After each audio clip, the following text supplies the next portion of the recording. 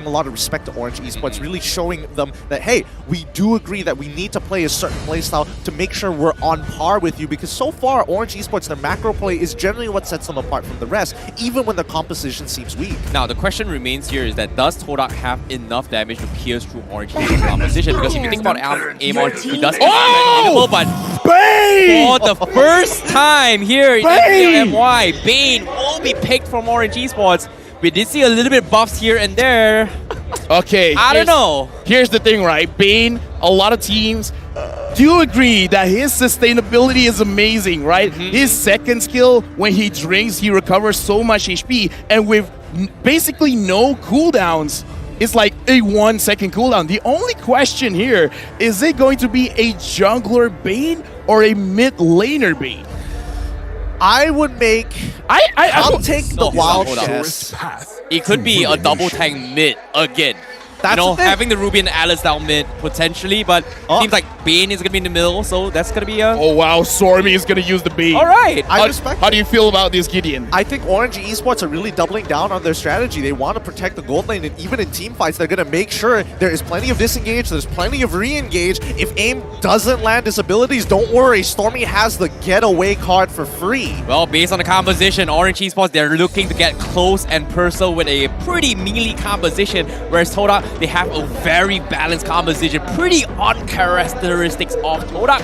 But based on the drafts, anything can happen. And as you can see, the players are getting ready, and this is going to be the first match to start things off here for the upper bracket fight. Yeah, right now we're looking at the focus player, Chiku guys, as well as Valence. But the thing that I gotta say before we even go into the match, it looks like Orange Esports, they're gonna pull up the Todak with a crazy pick, and now Todak, they're playing safe. We don't know what's gonna happen, but welcome to the first game here. Todak going up against Orange Esports.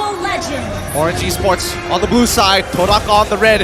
I don't know if you guys are excited, but in playoffs, somehow Todak just brings the best out of people. They really are. Orange Esports is really thinking outside of the box. Mid lane sustainability is going to be great because Yumski and Chiku guys are going to be able to harass him for free. I'm going to be curious at how much sustainability Stormy is going to be able to out-sustain against a Valentina. But look at the invades coming in from rivals as well as AIM. He's getting a little bit of harassment, but is it worth it considering the amount of damage he's going to be taking? Because the rest of Todak is going to be coming in. They force the flicker in, and that's a big battle spell being taken out.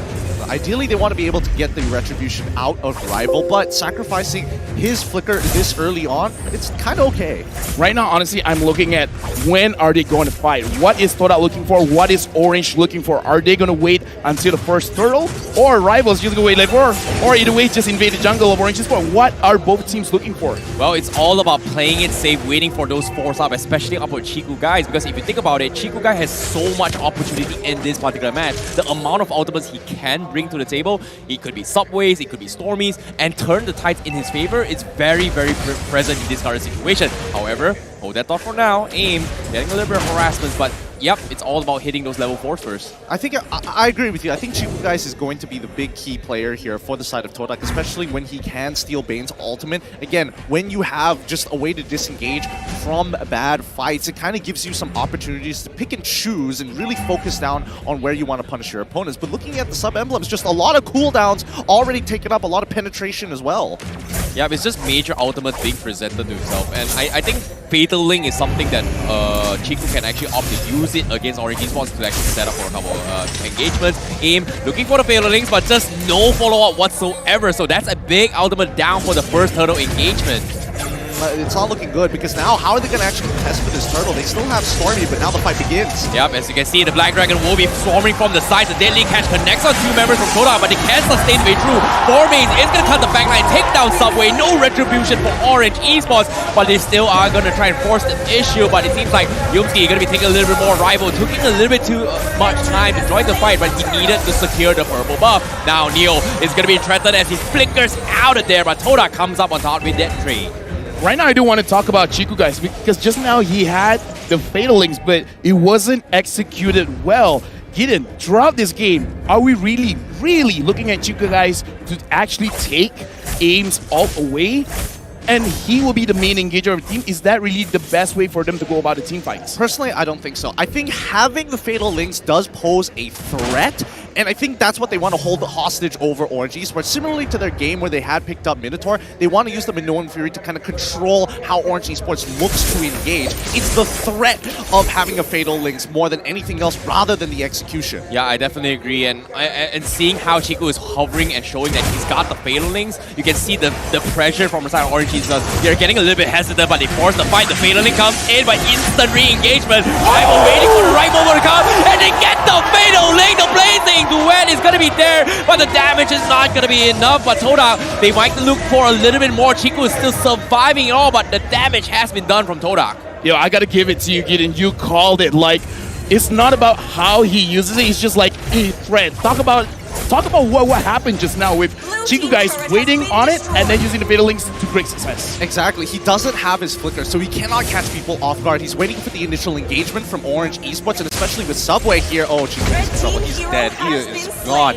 But coming back to the topic, he's making sure he finds that choke point to catch as many people as possible after the fight has occurred. Oh, the amount of damage that Subway is bringing to the table is going to force Yumski back out of it, but Orange Esports, they will get a little bit of map control, but as of yet, I feel like they need to find another setup once again, and this time, they need to make sure that Chico does not get the right ultimate. I beg to defer. I actually think that Orange Esports, what's weak about their draft is the fact that they don't have priority. They're playing so much for the gold lane, they're willing to sacrifice the mid lane as well as the bottom side of the map. So these neutral objectives are really, really hard to contest. I actually get what you're trying to get on, Gideon, but right now I do want to talk about Stormy. When will he actually be a factor in this game? Level 12. That's what I'm calling.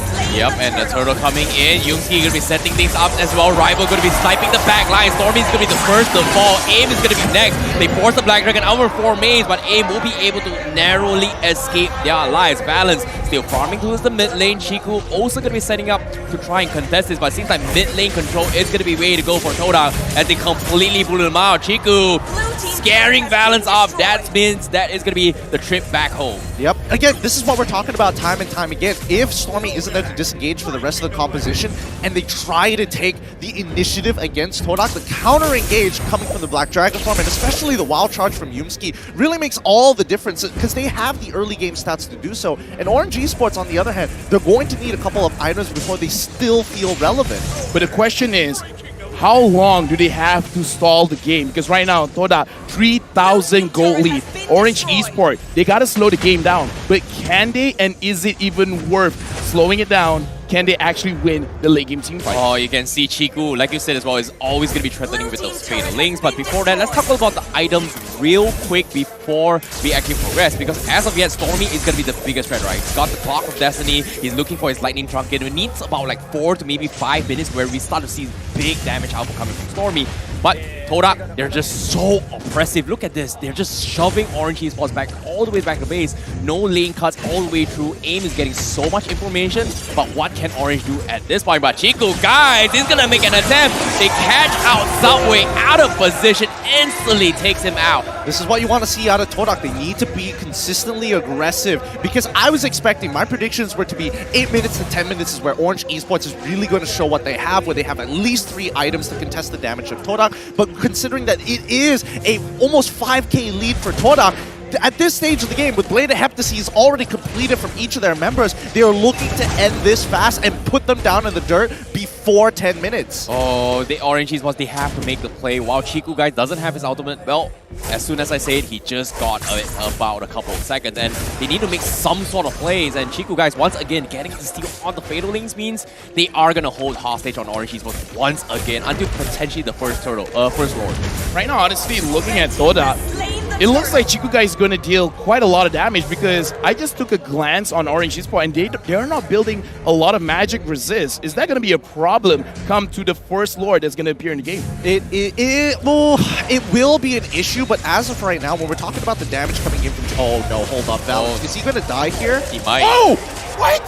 He might. Valence is going to get caught off. Oh, Yumski going to go for the wall charge. Neo stops him in track. He tries to pull him off, but Valence will narrowly escape this formation. He forces the Black Dragon. Can they get the finish? Yes, they will. They get Neo instead. They keep Valence alive for now. So a little bit of a glimmer of hope for Orange Esports, but Todak seems like they understand that the comeback coming from Orange Esports is going to be up onto Balance instead. It's too difficult. I think right now it's too difficult, and especially with the composition style that Orange Esports has, Todak can maintain this pressure throughout the game until we see some item power spikes coming out of Orange Esports, and we're expecting that at the 32k mark. So we have to wait for 11k more until Orange Esports feel relevant or could look to even contest neutral objectives. Oh, it's going to be a tough aim, forcing the flicker, doesn't get the connection. He's going to be stranded as well. Instead, Chiku, guys, goes for another pull. Yumski will be the sacrificial lamb. Aroma for Aroma.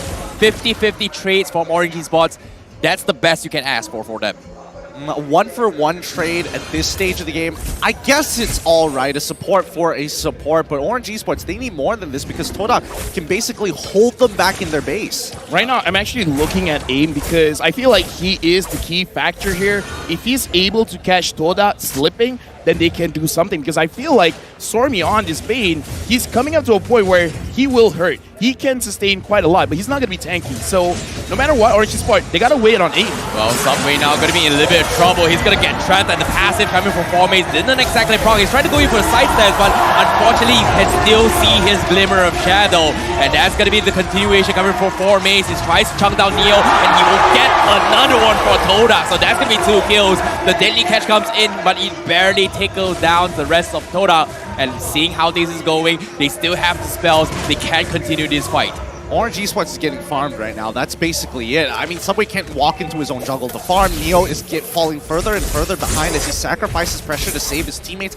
I think if we pull up the item list right now, I'd be interested to see where Valence is on his build. If he hasn't gotten at least his Golden Snap at this stage of the game, I'm pretty sure I saw his Demon Hunter's Sword. Okay, he's got both. Looking on the side of Todak, we don't see too many defensive items other than the Dominance Ice, and I think there is a chance that Orange Esports might be able to flip a fight. Yeah, they need to somehow defend this for at least 2 to 3 more minutes. This first lot engagement is going to be very, very important because we are going to be expecting the full run force of Todak, just dropping you the amount of CCs that you'll be bringing to the table. Right now, looking at Todak's composition, they're really looking at Chiku guys or Yumski or even Formase to engage. My question is, will Todak will actually be able to engage cleanly, or will they make a mistake giving an opportunity for Orange Esports to actually get the map back into their hands? Well, it's gonna be tough because as of yet, they have the information where Todak is from side of Orange Esports. But as you can see, Valence is gonna be using himself as a bait, but Yumski, he doesn't have the flicker to engage, and they will start things off with Formase with the Black Dragon, soaking up a couple damage, but Orange Esports, they are gonna hit a snipe rival from behind. They did not expect him, instantly takes down Valence. The deadly catch comes in, they have the damage, but they can't seem to go in for the finisher, and Todak completely understands that Orange Esports is so weak right now, and that is gonna be a wipeout, triple kill for Todak, and they are gonna potentially take game number 1 against Orange Esports. This is gonna be game for Todak. What a first game. I gotta say, man, Todak today is a different team. Number 1, the trap.